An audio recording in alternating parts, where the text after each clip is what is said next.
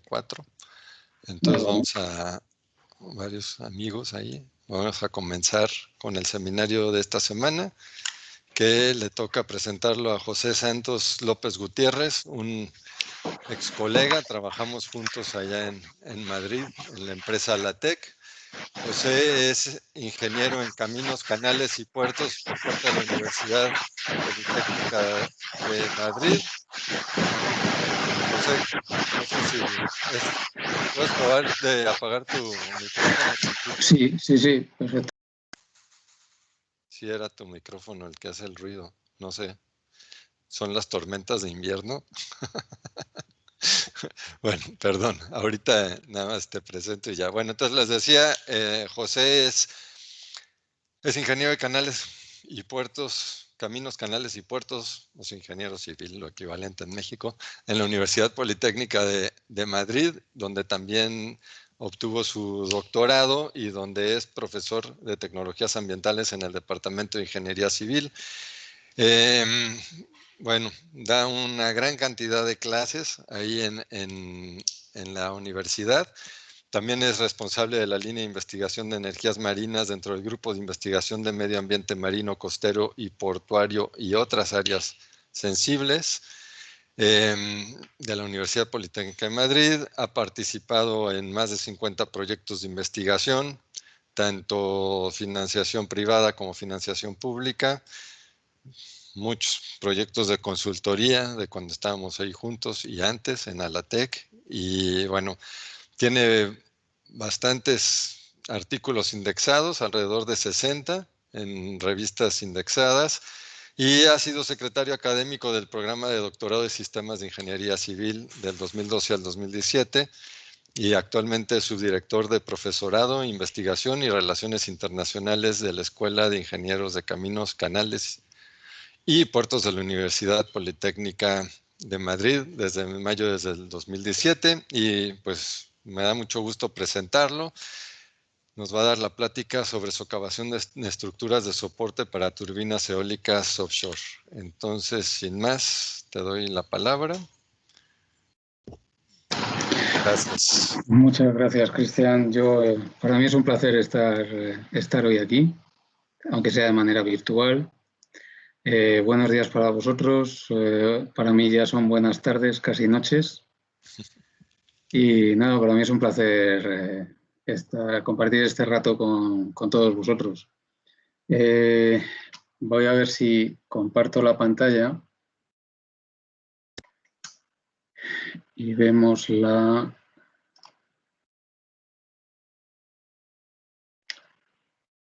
¿Veis la presentación? Sí, ahí la vemos. Vale, perfecto. Ahí está, perfecto. Bueno, no os preocupéis, hay un montón de diapositivas, pero la idea principal que tenía idea de contaros en este rato es... voy a hacer una pequeña introducción, luego veremos qué es el fenómeno de la socavación y, por último, cómo protegerse de ella, cómo protegemos esas cimentaciones o esas estructuras de soporte. Bueno, lo primero, ¿dónde vamos a utilizar esas protecciones o dónde vamos a vernos afectados? Pues en este tipo de estructuras de soporte, estas cimentaciones. Aquí tenéis, los tres tipos principales. Tenéis a la izquierda del todo el pilote o monopile en inglés. Luego lo del centro es un trípode y lo de la derecha es una cimentación de gravedad o una GBS, ¿no? Entonces, un poco esto es un pilote de grandes dimensiones. Es decir, ahora mismo debemos de estar la industria debe estar hincando pilotes de alrededor de entre 7 y 8 metros de diámetro. ¿Vale? Estos serían cimentaciones de gravedad o GBS. ¿Vale? Estos serían los trípodes. Y hay una estructura de celosía también metálica que es el jacket, que puede ir en 4 patas, como las que tenéis, como los esquemas que veis aquí, o en 3 patas, ¿vale? Y le llamamos estructura de celosía en el sentido de que es formada por barras de acero soldadas que hacen una estructura muy ligera, pero también muy resistente, ¿vale? Esta pequeña introducción es para ver en dónde vamos a trabajar, ¿no? Y vamos a empezar con lo que es socavación. Entonces, socavación, pues al fin y al cabo es un fenómeno físico que todos hemos experimentado en la playa. Y es el arrastre de sedimento que se produce alrededor de los pies cuando hay oleaje o un run-up o un run-down, ¿vale? Es decir, movimiento de la arena que tenemos alrededor de un obstáculo, que el obstáculo en este caso es la foto que veis abajo, los pies de los bañistas. Se producen una serie de vórtices alrededor que mueven ese sedimento y generan un agujero alrededor del obstáculo, ¿vale? Por lo tanto, muy importante que tiene que haber la presencia de una estructura en el fondo marino y que ello cambia las condiciones del flujo, ¿vale?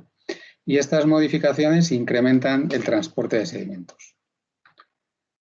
El término de socavación es un término particular de uno más general que es la erosión, ¿vale? Yo creo que todos conocéis que el material sedimentario se mueve mediante una corriente. Esa corriente puede ser de un flujo fluvial o puede ser ocasionada por rotura de oleaje o otros flujos, ¿vale? Entonces, la socavación es un término particular en el sentido de que necesita un obstáculo, pero el proceso, el concepto de erosión es el mismo, ¿vale? Es muy parecido. ¿Cuáles son las...? Ahí tenéis un esquema de los vórtices generados alrededor del obstáculo, ¿vale? Ahí tenéis los vórtices traseros, la capa de separación alrededor en este caso es un pilote, y luego los vórtices que le llaman de pie de caballo alrededor del pilote, ¿vale? Entonces, todo esto os genera, por ejemplo, en el Lee Wake Vortex, lo veis aquí en esta imagen. Es la parte trasera de un pilote de gran diámetro, ¿vale? Y es esto de aquí. Y lo podéis observar en superficie, ¿de acuerdo? Pues como todo flujo hidráulico, un número muy importante es el número de Reynolds. O sea, no me voy a centrar en formulaciones, veréis que toda la presentación es muy gráfica y con conceptos, muy pocas fórmulas. La idea es simplemente que tengáis en cuenta que en función del número de Reynolds, cuanto mayor sea el número de Reynolds, diferente va a ser, bueno, diferente, irán cambiando los vórtices que se generan alrededor o que provoca el obstáculo, ¿vale? Desde un flujo muy suave, es decir, laminar, en el que veis que no hay una separación alrededor. En el momento en que se va incrementando de un flujo laminar hasta un flujo turbulento, vais viendo la formación de los vórtices y ya la separación de los mismos hacia la parte trasera en el sentido de la corriente, ¿vale? ¿Por qué es importante el estudio de la socavación para este tipo de estructuras? Pues es importante porque ese agujero que se ocasiona por la erosión del sedimento alrededor de la estructura, y esa estructura, ya os digo, puede ser un pilote de gran diámetro, pueden ser las patas de los jackets, pueden ser incluso la base de una estructura de gravedad, o sea, luego iremos viendo alguna foto. Es que pone en juego o en peligro la estabilidad de la estructura hincada en ese terreno arenoso o sedimentario, ¿vale? ¿Por qué? Porque los cálculos de diseño están hechos para un hincado, por ejemplo, para un pilote de gran diámetro, para una longitud de hinca determinada. Si ese agujero tiene una entidad importante, la longitud de Inca se ve reducida de manera significativa y, por lo tanto, los cálculos de estabilidad estructural se ven en peligro. Y esa estructura se puede ver en precario, ¿no? Entonces, ¿cuál es el aspecto más interesante de esto? Pues es que estamos en un medio en el que se conjugan oleaje, corrientes y corrientes de marea. Es decir, tenemos corrientes de tipo continuo o uniforme, parecidas a las que nos encontramos en el ámbito, en un ambiente fluvial o en la hidráulica fluvial, combinadas con corrientes cíclicas de distinto periodo, de distinto tiempo. Es decir, corrientes cíclicas provocadas por el oleaje, cuyo ciclo sería el periodo del oleaje, o incluso corrientes que podríamos llamar uniformes, pero cíclicas con un periodo que es el periodo de marea, entre una pleamar y una bajamar, ¿vale? Entonces, la socavación, pues si le preguntáis a los hidráulicos fluviales, pues es un fenómeno intensamente estudiado, en el que hay un montón de fórmulas y muy estudiado sobre todo en las pilas, en los apoyos de los puentes, ¿vale? Entonces, ¿qué ocurre con el ambiente marino? Pues que está mucho menos estudiado. O sea, os podría decir que posiblemente en el ámbito fluvial tenéis fórmulas las primeras fórmulas son de principio del siglo pasado, y sin embargo las de ambiente marino, las primeras fórmulas con resultados más ajustados, estaríamos hablando en el entorno de 20 años de antigüedad. O sea, aunque aquí os mencionaré sobre todo la de Summer Fresco y la de Whitehouse, que son de primeros del siglo, primeros del XXI, finales del XX, las que ya empiezan a ajustarse más son pues de 2010, 2012, 2014, 2015, etcétera, ¿vale? Están mucho más cercanas, ¿de acuerdo? Bueno, aquí es un poco de historia, lo voy a ir pasando un poco más rápido. Importante, ¿por qué no se ha estudiado tanto en el ambiente marino? Porque realmente era para la socavación en diques de abrigo portuarios y socavación en algunos muelles en el interior de puertos. Entonces, el oleaje en el exterior, en los diques de abrigo, nos importa más la resistencia estructural del dique en sí contra el oleaje, y la socavación, bueno, pues se iba protegiendo pues, a base de bermas al pie, banquetas, etcétera, que iban incluidas dentro de la estabilidad estructural del dique. Y en los muelles, pues ahí no teníamos pues, prácticamente oleaje, lo que teníamos son corrientes, por lo tanto eran de aplicación las fórmulas utilizadas en la hidráulica fluvial. ¿Cuándo cobra esto importancia? Cuando empiezan a desarrollarse la tecnología offshore, la offshore wind, y entonces las estructuras se ven que entran en peligro debido a la socavación alrededor de ellas. Entonces ahí es cuando se acelera el proceso de investigación y de estudio sobre este tipo de fenómenos, ¿no? El fenómeno tiene tres fases, que es primero la erosión, luego la erosión del sedimento, el transporte del mismo y la deposición del mismo cuando se reduce la velocidad de corriente. Vamos, lo clásico de un transporte de sedimentos por corriente hidráulica, ¿vale? Dentro de esto también, como término general, y yo creo que ya lo habréis visto, o si no lo veréis, porque es algo común también en transporte de sedimentos, es el arrastre de las partículas. O sea, eso es la fricción que ejerce sobre el fondo, el término de tensión cortante o esfuerzo cortante sobre el fondo, y eso da igual tanto para corrientes como corrientes por rotura de oleaje, ¿de acuerdo? O sea, por ejemplo, de la tensión cortante, uno de los sería el tensor de radiación. en algunos, un concepto básico para la erosión o el transporte de sedimentos por corriente de rotura de oleaje, ¿no?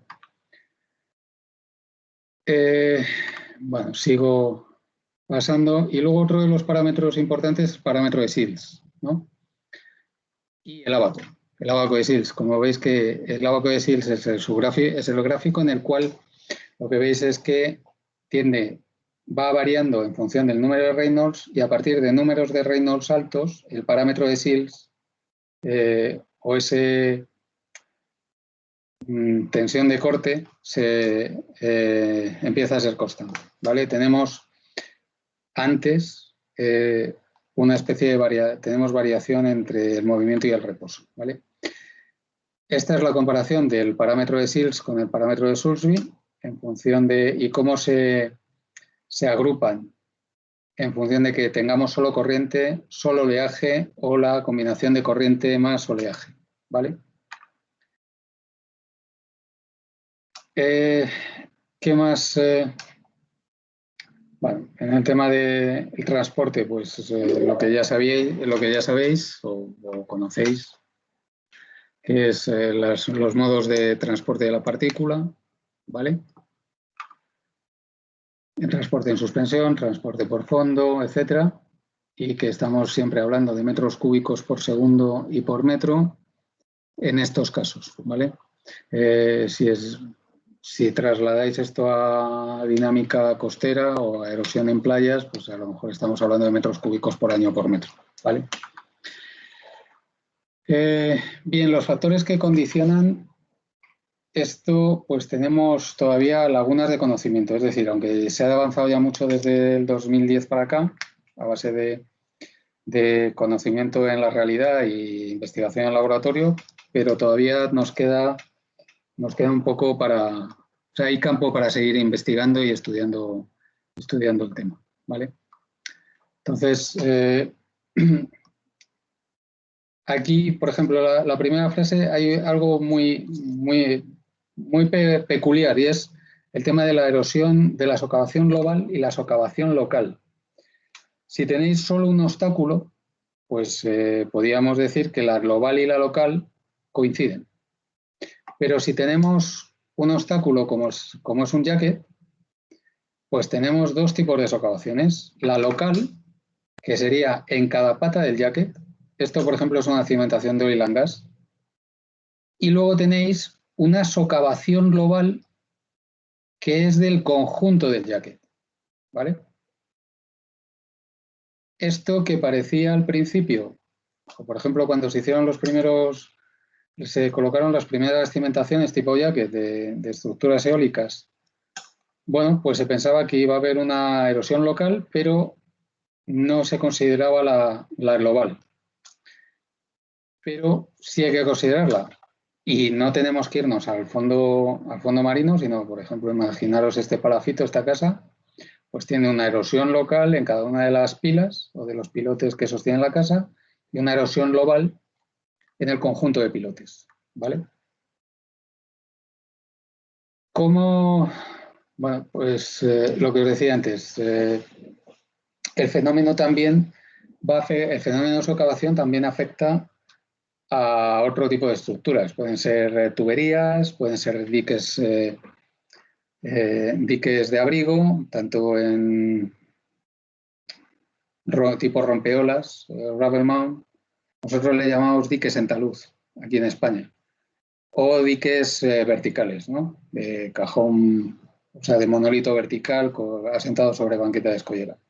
También tenéis sobre pilotes aislados, sobre grupo de pilotes. Un grupo de pilotes sería, por ejemplo, un jacket, que tenéis 4 en ese caso, o otro tipo de estructuras, pero siempre tienen que estar en contacto con el fondo, ¿vale? O sea, hincadas en el fondo, asentadas sobre él, es decir, esa estructura siempre tiene que tocar el fondo, y el fondo tiene que ser sedimentario, arenoso, etcétera, ¿vale? Siempre tiene que haber material granular.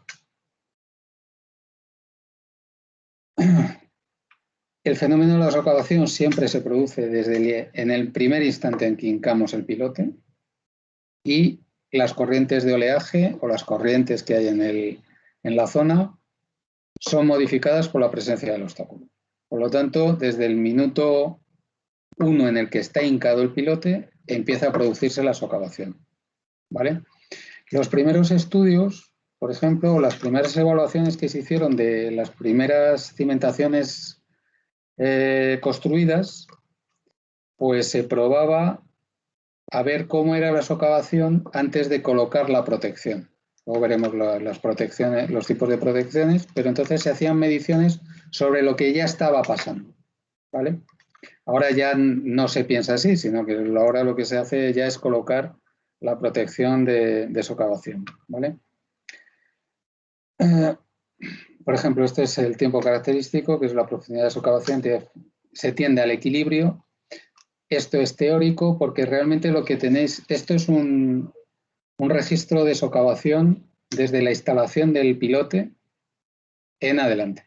Por lo tanto, veis que se separa en un entorno marino, ¿vale? Se separa respecto de la línea teórica que debería de tener esa socavación, que tiende, como todo fenómeno en un elemento sedimentario, tiende al equilibrio, ¿vale?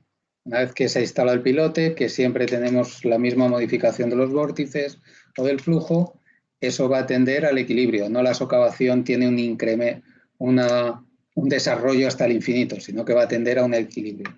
Pero veis que el equilibrio es un poco peculiar, ¿vale? O sea, tenéis una variación importante. En profundidades pequeñas, que en el cual lo que dominan son las olas. Bueno, primero, sabéis que en las profundidades pequeñas lo dominante son las olas, en las intermedias y en las grandes profundidades lo que dominan son las corrientes, ¿vale? El oleaje no se deja sentir tanto en el fondo, ¿de acuerdo? Entonces, aquí tenéis una comparación entre la socavación, la parte de abajo es la socavación por oleaje y corriente, y la de arriba es la socavación producida solo por corriente.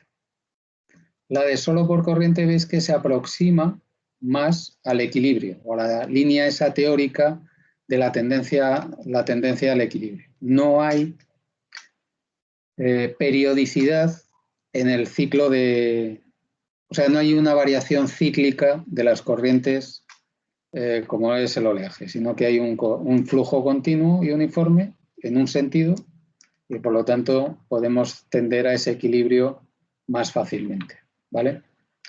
Aquí veis, por ejemplo, también dependiendo un poco de la profundidad, etcétera, ¿vale? Bueno, fórmulas. Yo os diría que la que hemos utilizado todos al principio ha sido la de Summer and Fredshove, que es esta primera de arriba, que esta es la media, por decirlo de alguna manera, a la cual le tenéis que añadir este más menos, es decir, el intervalo o mayor o menor. Esta sería la utilizada como valor medio y a ese le tenéis un valor máximo que es más 2 por 0,7, un valor mínimo que es quitándole menos 2 por 0,7. ¿De acuerdo? Aquí tenéis la definición de las variables. Luego, en función de también, en el caso de que tengamos casi todas las estructuras de soporte de offshore wind salen por encima del agua. Pero a lo mejor tenéis alguna instalación o alguna estructura que la tenéis algo sumergida, por lo tanto, si el pilote no sobresale de la superficie, también es importante tener en cuenta la profundidad a la cual llega, que es esta h minúscula, ¿vale? Y también tiene una fórmula, es decir, aquí no es la idea no es que os aprendáis, os fijéis en las fórmulas, sino en las ideas. Es decir, no se comporta de igual manera un pilote que sobresale por encima del agua que un pilote que queda sumergido a una profundidad determinada, ¿vale? O incluso que el contorno del pilote sea o circular o sea cuadrado, y si es cuadrado, si tiene una pared perpendicular a la corriente, o lo que tiene perpendicular a la corriente es uno de los ángulos, uno de los vértices del cuadrado, ¿vale? Tampoco se comporta de la misma manera. También es importante, por si os interesa el tema y queréis investigar sobre ello o profundizar, os vais a encontrar con un concepto o un número que es el Kc, y es el número de Keulegan-Carpenter, ¿vale? ¿Y por qué es importante? Porque mirad aquí en la fórmula de Summerall-Fredshove, en el cual aparece restado de un número 6, es decir, el número de Keulegan-Carpenter tiene que ser superior a ese 6, porque si no volvemos a la fórmula anterior, y el número de Keulegan-Carpenter depende del periodo del oleaje, del diámetro de la estructura y de la velocidad orbital de las partículas en el fondo. Velocidad orbital significa que es la velocidad del oleaje, de la corriente producida por el oleaje, ¿vale? En el fondo. Bueno, aquí tenéis más fórmulas para calcular las profundidades máximas de socavación. Y luego, cómo el valor del número de Keulegan-Carpenter, en función de si va subiendo, veis que, y si nos vamos a solo corriente, pues veis cómo la relación entre la socavación y el diámetro se va juntando en solo corriente, independientemente del número de Keulegan-Carpenter, pero si estamos en solo oleaje, es más parecido para números altos de Kc, más parecido a la relación SD que la que tendría si solo hubiera corriente, ¿vale? Mientras que para números de Kc pequeños se diferencia mucho respecto del oleaje respecto de solo corriente, ¿vale? Aquí tenéis otra gráfica en la que variamos desde Kc1 hasta Kc100 y mirad cómo es, os decía, esa influencia del número de Kc, ¿vale? Bien, también importante si vais a hacer vais a colocar una estructura en zona de rompientes, en zona de rotura.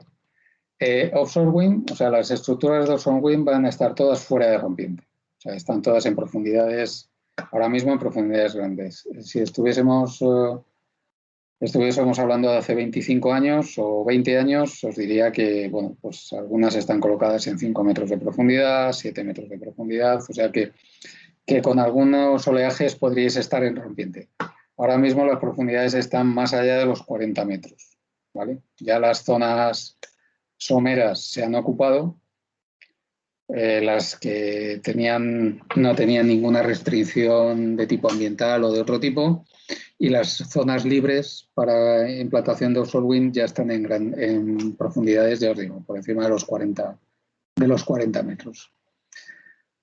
Lo que os comentaba antes, la socavación también va a estar en función de si un pilote solo, o en este caso tenéis 2, o tenéis 3, o tenéis varios.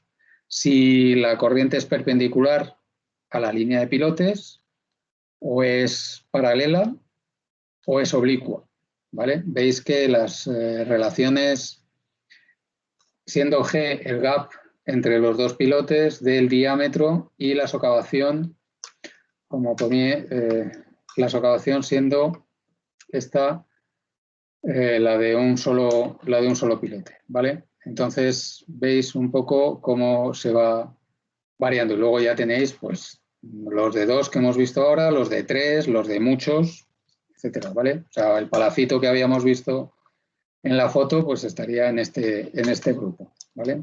De pilotes. Lo que os decía de la socavación global y de la socavación local. La correspondiente a cada pilote sería la local, y aquí tenéis la global, que es el conjunto. También aparece el concepto de total, que veis que es un poco mayor que la global, ¿vale? Pero que además veis que es que la local se queda por debajo de la total o de la global. O sea que al final este pilote, que debería de estar bueno, están todos más o menos en malas condiciones, porque debería de tener el fondo, posiblemente debería estar como por aquí, pues veis que le falta arena en la longitud de Inca en cada uno de ellos, ¿vale? Esta, por ejemplo, de White House de 2006, esta gráfica a mí me parece muy interesante y es en función del tipo de material granular, ¿cuál es el rango de la socavación? O sea, hay, por ejemplo, pues si tenéis fino, o sea, arcillas en las cuales podéis tener un rango de muy poca socavación o de mucha socavación, pero si veis la gráfica, el peor material que os podéis encontrar es la arena sola. Es la que tiene entre la mayor tasa de socavación ante la presencia de un obstáculo, ¿vale? Y luego aquí tenéis un poco la escala, el tiempo. Entonces, pues evidentemente las arenas están en una zona, bueno, intermedia. Pero ya os digo, el rango de socavación, ese es el mayor, ¿vale? Los demás veis, cuanto más grueso sea el material, pues evidentemente menos posibilidad de socavación.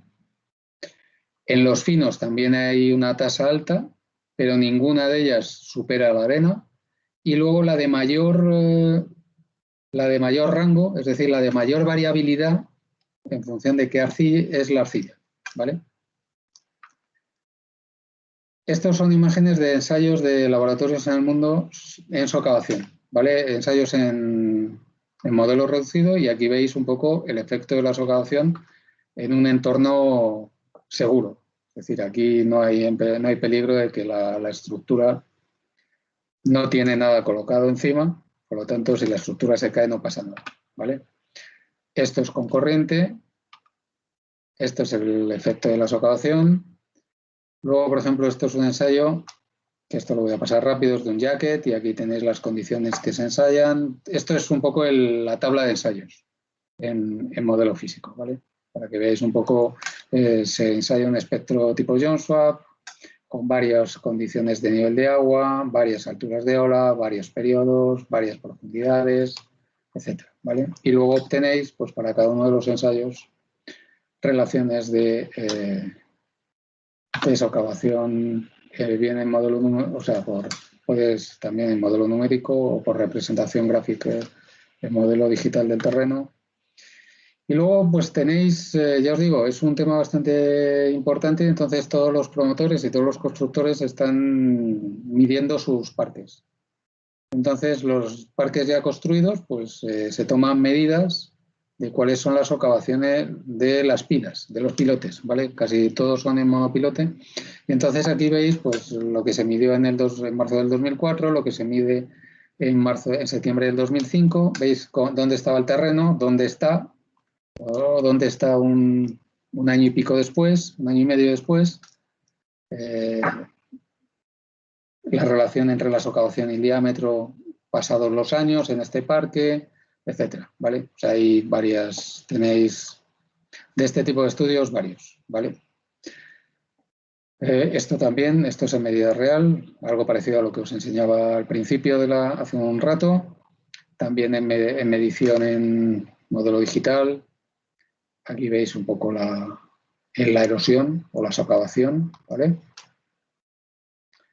Esto es en Bélgica, Thornton Bank. Antes de construir las patas, el prepiling, creo que en algún sitio ponía prepiling.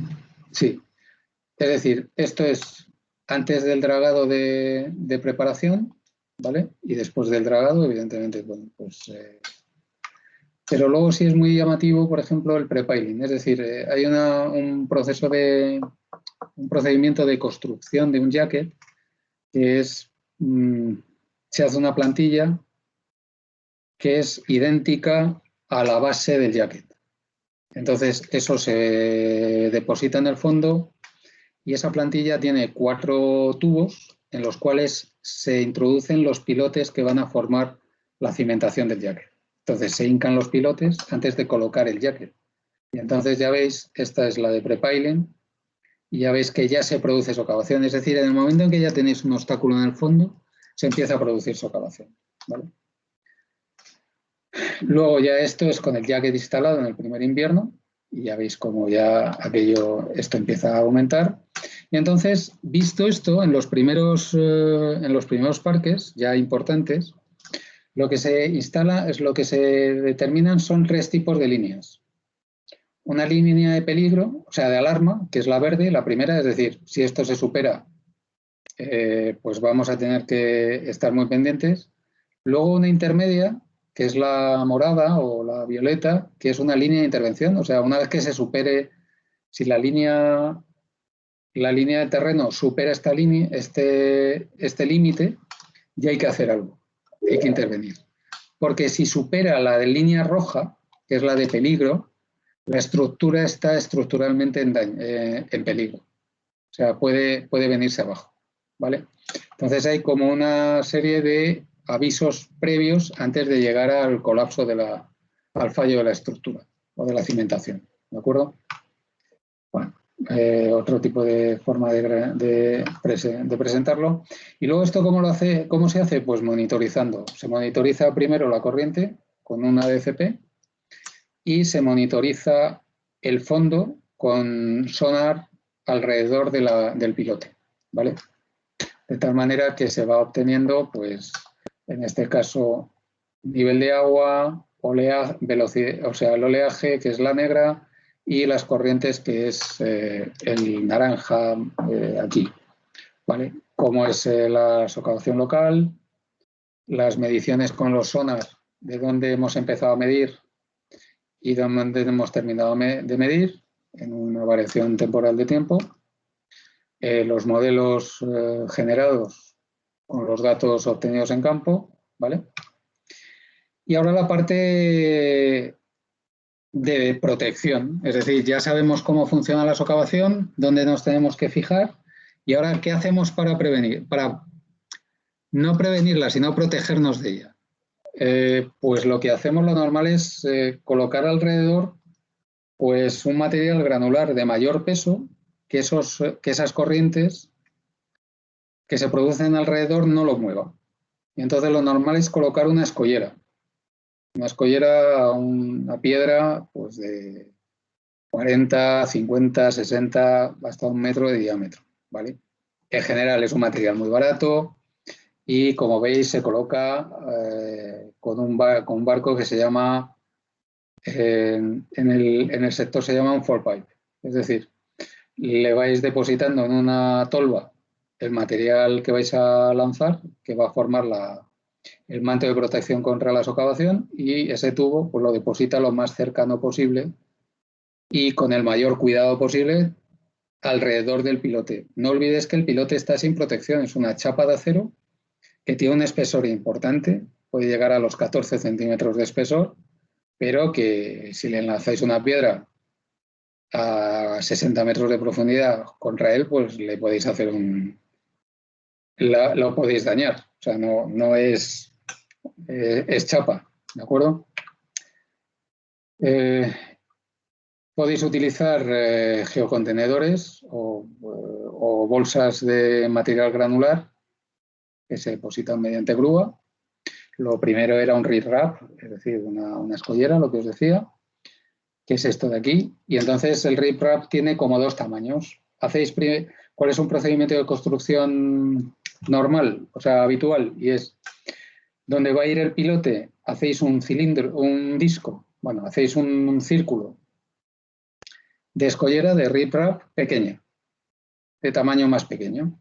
Hincáis el pilote y una vez que lo habéis hincado, colocáis en la escollera de mayor tamaño con un fall pipe, como habíamos visto al principio, ¿vale? Entonces, ¿de qué dimensiones? Pues una vez que habéis analizado la socavación, sabéis cuál es la extensión de la socavación para poder montar este círculo, que tiene que ser más allá de la extensión de la socavación provocada por los vórtices que se generan alrededor de este pilote que se ve regular porque es de metacrilato, ¿vale? Otros sistemas, pues por ejemplo las matrices de hormigón. que son esto que veis aquí. Se depositan, como veis aquí, esto en laboratorio es más sencillo de ver. Son unas mantas como la que veis aquí, formada por bloquecitos de hormigón. Y entonces esto, el material, el oleaje, las corrientes por oleaje o por mareas, no lo mueve. Y protege e impide que se mueva el árido, la arena que hay en el fondo, ¿vale? O gaviones, que son como cajas de piedras que también podéis depositar en el fondo, ¿vale? O geotubos, o sea, en función un poco de lo que queráis. Lo último que han sido, por ejemplo, esto, que son simula vegetación, esto es vegetación artificial, ¿vale? Esto es lo que le llaman las frontmats. Entonces, lo que intentan simular este tipo de material sintético es lo que tenéis en esta foto de la izquierda. Es matas de vegetación que hay en el fondo marino. Entonces, ya sabéis que la mejor protección contra la erosión en el fondo es que esté vegetado de manera natural. O sea, y tenemos otros, los ingenieros tenemos otros elementos para poder proteger contra la erosión, pero la erosión sedimentaria que se produce cerca de las playas en profundidades muy, muy pequeñas, lo mejor es que tengamos un manto de vegetación, porque esto suaviza o modula mucho o amortigua mucho las corrientes producidas por oleaje y las corrientes en general. Entonces, se ha intentado simular ese mismo efecto, pero con material sintético, ¿vale? En los modelos de escala reducida, pues estos son los resultados a veces. Es decir, hemos partido, por ejemplo, de uno tan bien hecho como este, y una vez que habéis terminado el ensayo queda como este, ¿vale? Entonces se cuenta un poco qué se ha enterrado, qué superficie, etcétera. Se van haciendo medidas de cuál ha sido el efecto, ¿vale? También se pueden hacer, por ejemplo, para todo lo que os he enseñado antes es para pilotes, pero también lo podéis hacer para un jacket, es decir, hacer una especie de matriz de bloques de hormigón o protección de socavación para un cuadrado que es un jacket, o incluso hacer una zanja alrededor, rellenarla de material más pequeño, de material más grande, siempre roca, ¿vale? Y lo hacéis alrededor también. Es una forma de proteger. Y aquí tenéis pues o geotextil o piedra, o riprap, o bloques de hormigón, etcétera, ¿vale? ¿Qué ocurre? Os decía que es cualquier obstáculo. Pues mirad, esto por ejemplo es una cimentación de gravedad, una GBS. Entonces, el principio para nosotros, por ejemplo, para los ingenieros de costas es más conocido. Es decir, esto es muy similar a lo que es un dique vertical. Entonces, normalmente nosotros, cuando colocamos un dique vertical, el monolito no lo colocamos directamente sobre un fondo arenoso, sino que le hacemos una banqueta de escollera, de riprap. Y sobre esa banqueta depositamos una cimentación de gravedad, o sea, un monolito de gravedad. Entonces, ¿por qué hacíamos la cimentación? Pues por dos motivos. La banqueta, por dos motivos. Primero, porque transmite las tensiones del peso del cajón. Yo le llamo, en España le llamamos cajón en vez de monolito, porque nuestros diques verticales los hacemos con cajones flotantes. Construimos un cajón en flotación, cajón de hormigón armado, y luego lo depositamos sobre esa banqueta. Pues esa banqueta tiene dos funciones. La primera, transmisión de las tensiones o del peso de ese monolito, que pueden ser pues más o menos unas 10.000 toneladas, a un terreno que no es roca, que es arena. Por lo tanto, tenemos que repartir esas tensiones porque si no podemos entrar en colapso, el terreno puede entrar en colapso. Y segundo, nos sirve para evitar la socavación al tener presente la estructura, ¿vale? Entonces, veis un poco cómo aquí el mero hecho de de tener el obstáculo, la cimentación, pues ha cubierto de arena toda la banqueta. A lo mejor la banqueta es de un espesor no suficiente, ¿vale? Aquí tenéis, por ejemplo, sin protección con socavación, con protección con socavación. Mirad el agujero y además hacia dónde se va, ¿vale? Mediciones, la monitorización es importante. Yo creo que esto siempre hay que tenerlo monitorizado para saber si está funcionando lo que habéis hecho, porque estáis dejando miles de millones de euros o de dólares en la instalación, ¿vale? Bueno, monitorización. Esto es un diagrama de flujo para ver un poco cómo tenéis que analizarlo. Y los factores, pues los climáticos, o sea, la altura de ola, el periodo, la velocidad de la corriente, la profundidad, la velocidad de la corriente del oleaje o de la corriente del oleaje en el fondo, las propiedades del suelo. Siempre he hablado de material sedimentario, es decir, arena, grava, fangos, limos, etcétera. Y de la geometría, es decir, el tipo de sección circular o cuadrada o rectangular y tipo de cimentación, o un pilote o GBS o jacket, ¿vale? Y de las dimensiones, ¿vale? En función de cada uno de ellos va cambiando, ¿vale? Y estos son un poco los pasos que os decía antes. La primera hacemos una primera capa, luego hincamos se hinca el pilote, ¿vale? Se instala la pieza de transición, etcétera. Luego se le hace la segunda capa de riprap y luego ya instalamos todo, se instala todo lo demás.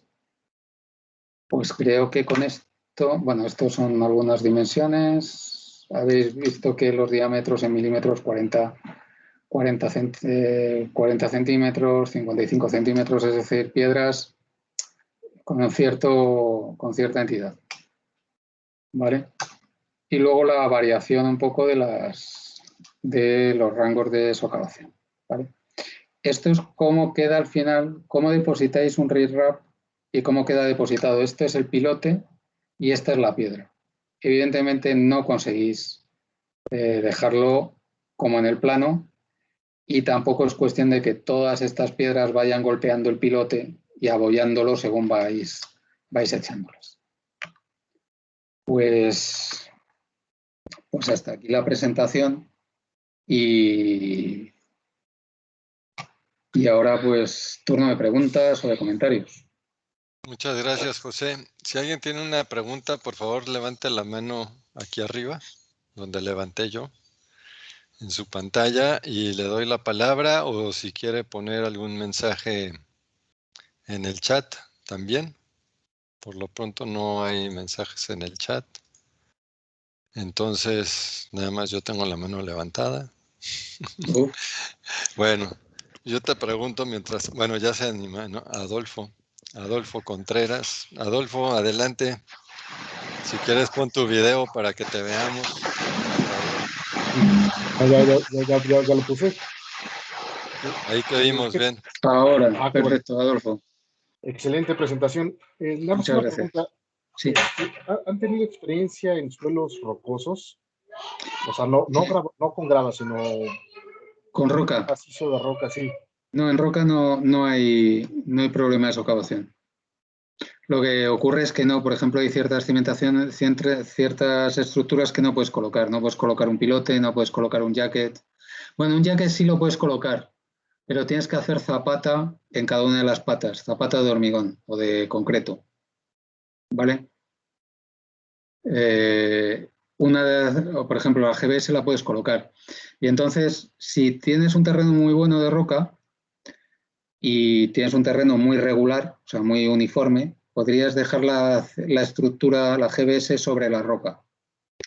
Pero como eso es muy, muy difícil de encontrar, lo normal es que pongas una banqueta de reparto, primero para no repartir tensiones porque la roca lo va a aguantar, sino para no estropear cuando deposites.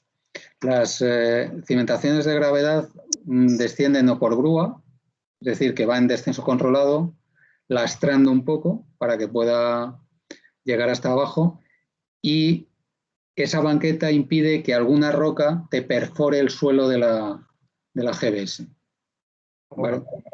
Pero no, socavación no tenemos. Es siempre en material sedimentario. Vale, pues, De diferente diámetro, pero material que pueda ser movible por una corriente hidráulica. Vale, pues. Muchas gracias. Nada. Gracias, Adolfo. Estefanía, por favor, si puedes poner tu cámara también.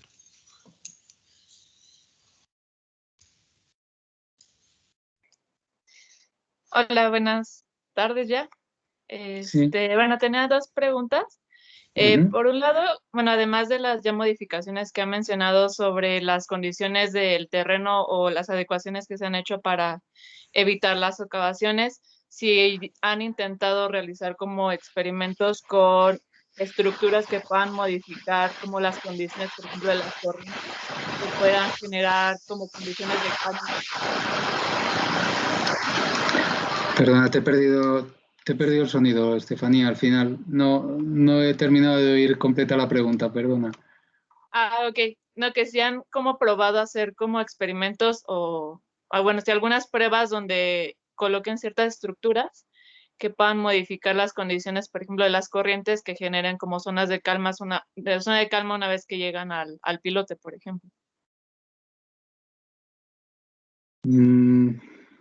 No se ha estado experimentando. Estaba pensando, por ejemplo, es que eso es más, por ejemplo, si tenéis estaba pensando ahora, no, porque no se ha hecho, no, lo que ha descolocado, es decir, como os comentaba al principio de la charla, lo que ha modificado el conocimiento es las corrientes debidas al oleaje. Es decir, hay un montón, ya os digo, posiblemente las primeras son de 1920, 1910, las primeras fórmulas en hidráulica fluvial sobre pilas de puentes, sobre apoyos de puentes, ¿vale? Entonces, está muy estudiado el flujo uniforme, que puede cambiar de velocidad, pero es uniforme, es decir, es en un sentido y nunca cambia de sentido, ¿vale? Que es el flujo hidráulico fluvial. Entonces, lo que descoloca mucho es la corriente de oleaje, es decir, cambia imagínate que tienes oleaje de 10 segundos de periodo, pues cada 10 segundos cambia el sentido de la corriente. Eso es lo que ahora se está desarrollando, se están apareciendo fórmulas, primero, pues yo creo que las dos que se están utilizando ahora más, pues se están utilizando es la de Vos, que está mencionada, pero la de Vos, por ejemplo, lo que decía es que había hecho primero una aproximación estática al problema y lo siguiente ya que han hecho es una aproximación dinámica, utilizando un parámetro de calibración para ver cómo afecta esa ciclicidad, esa periodicidad al tema de la socavación. Pero no se han hecho, que yo sepa, pero claro, esto puede cambiar, ¿eh? Es decir, ahora te estoy diciendo que yo no lo he visto, pero igual te metes en Google Scholar y te encuentras 5 artículos sobre ello. Pero en principio no. Me había quedado pensando al principio si hubiera algo, pero no me suena. Es decir, sí ha hecho, si por ejemplo os estudiáis soportes flotantes tipo SPAR, que es un cilindro vertical, eso es como muy naval. Tienen una serie de álabes, de helicoides, álabes helicoidales alrededor del SPAR para que ese cilindro no gire, o sea, quede siempre estático. Es decir, es una manera lo que decías tú, es una manera de contrarrestar los vórtices que se producen alrededor. Pero en este caso no es para la socavación, sino que para ese cilindro que lo dejáis flotando, no gire. ¿Y por qué no debe de girar? Porque si gira va enrollando el cable eléctrico alrededor de la cimentación y lo puede terminar o puede torsionarlo y lo rompe. Entonces, ese cilindro tiene que quedar estático. Pero ese tipo de álabes helicoidales modifican esos vórtices que se producen al paso del flujo alrededor de ese cilindro. Yo creo que hay un libro, es el libro de Samuel Fresco de flujo alrededor de estructuras cilíndricas, y te explica ese fenómeno. Pero no se ha hecho todavía en monopilotes ni en jacket. ¿Por qué no se han hecho, por ejemplo, monopilotes? Porque monopilotes lo que tienes es un cilindro metálico largo que tienes que hincar en el terreno. Por lo tanto, no puedes hacerle ese tipo de álabes helicoidales porque no sabes, hasta que no terminas de hincarlo, no sabes realmente hasta qué profundidad. Tienes un orden de magnitud, pero exactamente no sabes a qué profundidad se va a quedar. Entonces te puedes estropear un tipo de... te puedes estropear alguna de esas chapas, ¿no? O de esos álabes, ¿vale? Pero yo no lo conozco. De momento yo creo que no se ha probado y creo que es por simplicidad de construcción también. Es más sencillo colocar una protección contra la socavación que hacer ese tipo de estructuras de momento alrededor de los soportes, ¿no? Ok. Sí, y otra pregunta, ¿en qué grado, o bueno, supongo que depende mucho la separación entre un aerogenerador y otro, pero como si está estudiado o más o menos estudiado, ¿en qué grado afecta como la modificación, por ejemplo, de las corrientes una vez que pasan a través de, por ejemplo, el pilote? Entonces, si Sí. está bien estudiado, todavía es como... Pues mira, pues te cuento. Los parques suelen ser grandes. Ahora mismo estamos, por ejemplo, los más grandes que se están haciendo en el Mar del Norte están por encima de los 100 aerogeneradores por parque, ¿vale? Y algunos están llegando a las 200 posiciones que le llaman, 200 turbinas. Entonces, las turbinas cada vez son más grandes. Estaremos hablando de turbinas de palas de una longitud alrededor de los 70-75 metros, por lo tanto, diámetros de rotor, o sea, diámetro contando las palas, etcétera, pues incluso más grandes de la envergadura de un Airbus 380, ¿vale? Entonces, la separación puede llegar entre algunas turbinas al kilómetro. Entonces, hace un tiempo, yo te diría que como hace unos 10 años o algo más, la intuición, lo que se pensaba era, bueno, pues si un pilote de 6 metros de diámetro está separado de otros, pues en centenares de metros, ese parque es una instalación transparente al oleaje. O sea, el oleaje entra, pues lo que tú dices, se ve afectado por cada uno de los pilotes, pero se regenera. Y entonces sale del parque igual que ha entrado. Esa era la intuición hace unos años. Entonces, algún susto se pegaron viendo ya una vez construido y entonces se empezó a analizar numéricamente y se ha visto que no son transparentes. Es decir, que hay un efecto estela. Las distancias son para el efecto estela de las turbinas, es decir, de las estelas del aire, pero no de la atmósfera, pero no de las estelas del mar. Entonces, si tú tienes varias filas, al final hay una reducción significativa del oleaje de lo que entra a lo que sale.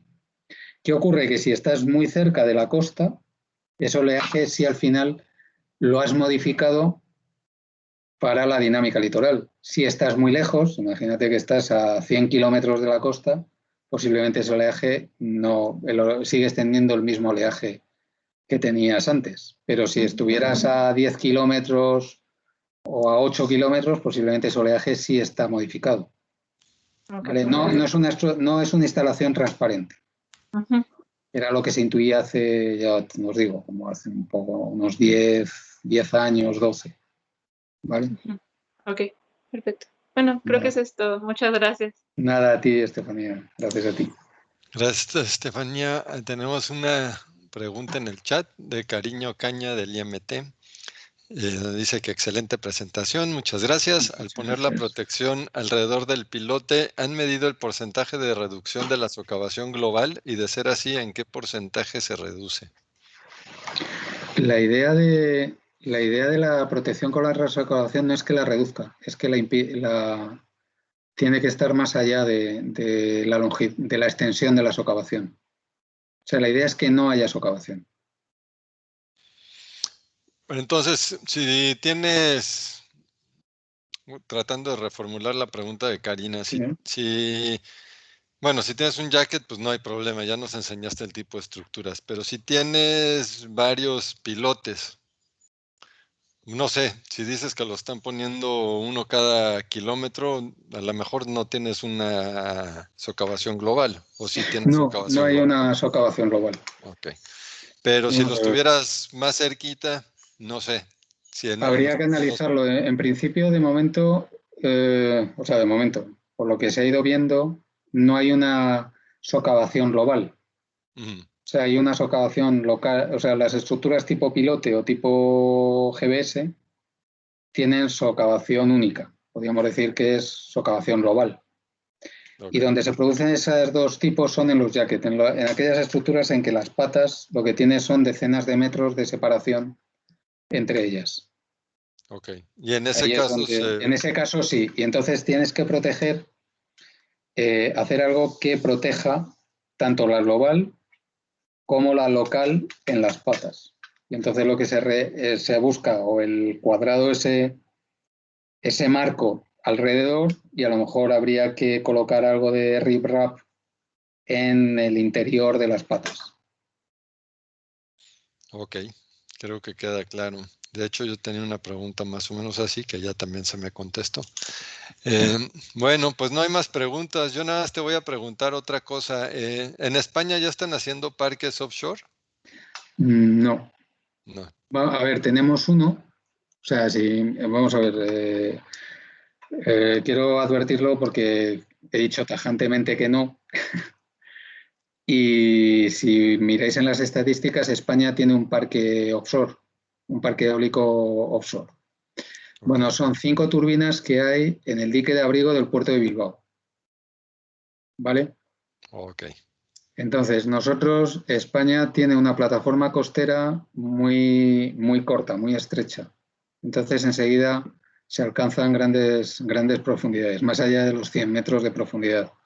Por lo tanto, España yo creo que se montará entrará en este sector a construir cuando las plataformas flotantes tengan ya un desarrollo comercial. Ahí yo creo que empezaremos a construir y mucho. Vamos, por lo menos yo tengo esa esperanza de que no nos quedemos atrás en este sector. En esta parte de la eólica, ¿no? En la eólica terrestre estamos muy bien, pero en la eólica offshore no tenemos plataforma costera como Alemania o Reino Unido. O sea, tanto Alemania, Reino Unido, Holanda, Bélgica y Dinamarca están en el Mar del Norte, y entonces esa plataforma costera es muy reducida, o sea, es muy extensa, con pequeña profundidad, no más allá de los 60 metros, a grandes distancias de la costa. Entonces, nosotros que somos un país turístico, es decir, que nuestras playas se ocupan mucho en verano, necesitamos colocar los parques muy lejos, o sea, más allá de los 20 o 30 kilómetros de distancia. Y esas distancias de la costa estamos en profundidades más allá de los 100 metros. Tenemos que esperar a las plataformas flotantes para desarrollar la eólica offshore. Okay. Pero bueno, todo llegará. Yo espero que llegue. Muy bien. Bueno, ya tenemos otra mano levantada. Creo que esta va a ser la última, que ya nos estamos pasando. Es de, pues no sé bien de quién, de Zaratruza, de Forgiden. Adelante, nada más identifícate. Sí, si nos quieres poner el video, por favor. Hola, buenas tardes, Edson Álvarez. Perdón, pero es que ese es el nickname de mi usuario de Hotmail. Muy interesante su presentación. De hecho, entré porque yo me dedico a plataformas marinas, pero para extracción de petróleo. Normalmente esta socavación no está como requerimiento de diseño. De hecho, no se revisa en la fase de diseño. Sin embargo, históricamente aparece en las inspecciones ya en plataformas operando. Y sí se han llevado como medidas de mitigación, se llevan a cabo algunas de las que usted ya mencionó. Entonces, aquí mi pregunta es, ¿en qué, supongo que este es el efecto, como usted mencionó, en áreas o profundidades someras? ¿A qué profundidad ya deja de impactar fenómeno?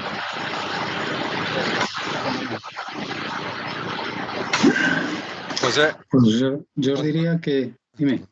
No, es que cuando no hablas, como que algo pasa en tu micrófono que empieza a hacer ruido. Entonces, Vale, perdona. no sé, pero si oíste toda la pregunta, está bien. Sí, oí toda la pregunta. Pues yo te diría que, a ver, es que depende, no te puedo decir es que depende del oleaje, ¿vale? Es decir, el oleaje deja de, o por lo menos nosotros le decimos, deja de sentir fondo cuando la relación entre la profundidad y la longitud de onda es mayor de 1 medio, ¿vale? Entonces, la longitud de onda es función del periodo. Entonces, dependiendo del periodo de oleaje que tengas, si tienes un periodo muy largo, imagínate tipo Pacífico con 20 segundos, estarías en, la longitud de onda es 400 por 1,56 más o menos, 1,6, pues estarías en casi 700 metros de longitud de onda. Pues a profundidades más allá de los 350. ¿Vale? Entonces, en todas las cimentaciones que os he enseñado en la presentación, es decir, tanto monopilote como GBS como jacket, estamos en el entorno de como máximo 70 metros de profundidad y sí se hace sentir el oleaje en el fondo. Por lo tanto, vas a tener siempre una socavación. Evidentemente, se incrementa según se va acercando a la costa, pero en todas esas estructuras se nota. Es decir, posiblemente en plataformas de oil and gas, de petrolíferas, que estéis a mayor profundidad, pues igual ya no. Es decir, si tenéis una plataforma a 400 o a 500 metros de profundidad de este tipo de celosía, pues a lo mejor no hacéis una inspección en el fondo y el fondo no se ha movido. Pero si haces un jacket en 50 metros de profundidad o un pilote en 40, sí, tienes un agujero alrededor de la estructura. Sí, es función de la longitud de onda del oleaje, que es función del periodo del oleaje. Okay. Sí, se han encontrado en profundidades de 60, 70 metros. Pero finalmente hay jackets, aquí la instalación es en el Golfo de México. Entonces, el tirante mayor que he visto es de 80 metros. Ahí no, la verdad no sé, pero es por eso que le preguntaba, para saber en futuros proyectos, porque finalmente... Pues es función del periodo de oleaje que tengas en la zona. Okay. Que preveas en la zona, claro. Ok. Bueno, muchas gracias. Nada, a ti. Bueno, pues ahora sí ya llegamos al final. Muchas gracias a todos por participar. Muchísimas gracias, José, por la charla. Estuvo interesante. Aquí tenemos fondo rocoso y andamos haciendo algunos estudios de eólicos, pero bueno, a ver si por ahí podemos hacer algo después. Te agradezco. Seguro que sí. Pues nada, simplemente agradeceros a todos la asistencia y a ti, Cristian, por la invitación. La verdad es que me ha encantado, de verdad, estar con vosotros este rato. Ha sido un placer. Pues ojalá la próxima sea presencial. Ojalá que podamos vernos en persona y que ya no este bicho esté ya controlado y nos permita viajar. Pues sí. Bueno. Muy bien. Muchísimas gracias a todos. Gracias. Nos vemos. Gracias. Estén bien.